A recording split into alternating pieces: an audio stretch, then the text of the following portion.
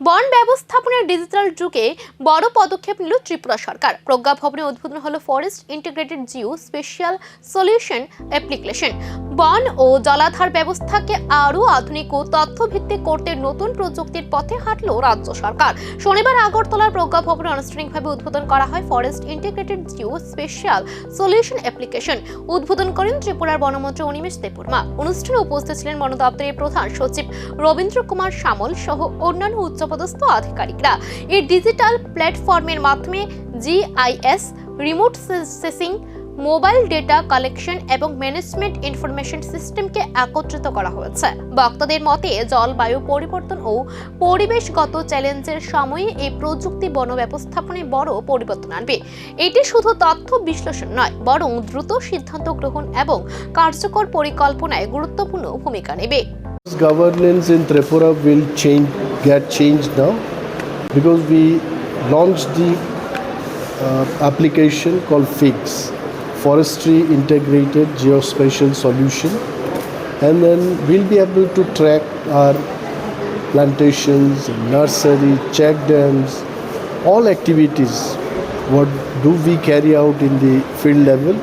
Everything can be tracked now using this system, and then from field staff till the forest headquarters will be monitoring the system together, and I'm sure this will strengthen the system of forest department in India. Sir, how do people benefit in this? No, the benefit is, see, earlier what used to happen, that we have to rely on the field staff through telephone, through photography and all this. Now even if anything happens there, the real picture will come.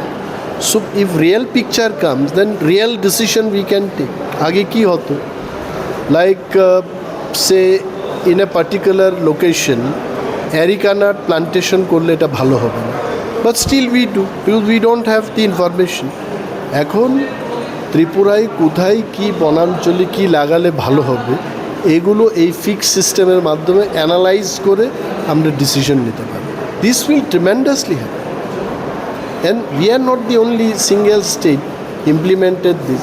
অন্যান্য রাজ্যে আরও অনেক আগেই এরা শুরু করেছে, but in Tripura today we have launched এবং actively এই কাজগুলো হবে। এখন আপনারা আজকে 6 মাস বাদে এটা যদি ভালোভাবে আমরা ইমপ্লিমেন্ট করতে পারি, আপনারা আরও ভালো খবর পাবেন। আফটার 6 মান্থস, আফটার 1 ইয়ার, আফটার 2 ইয়ার্স, যে জায়গাটায় আমরা আছি ওখান থেকে অনেক বেশি কাজ আমরা করতে পারি। প্রযুক্তির সাহায্যে যেন বন ব্যবস্থাপনা এখন আরো স্মার্ট হওয়ার পথে, কিন্তু প্রশ্ন একটাই, এই ডিজিটাল প্ল্যাটফর্ম কি সত্যি মাঠ পর্যায়ে বন সংরক্ষণে বিপ্লব আনবে, নাকি শুধু কাগজ কলমেই সীমাবদ্ধ থাকবে আধুনিকতার দাবি?